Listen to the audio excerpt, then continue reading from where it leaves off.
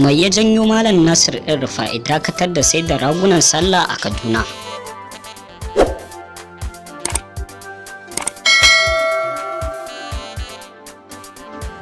Malam Nasir El-Rufai ya ce ba zan lamunci haka ba, don wannan tsari na ƙara kawo cunkoson al'umma wanda kuma kowa ya san akan haka muke yaƙi don samarwa da al'ummar mu kariya daga cutar da ta addabi duniya.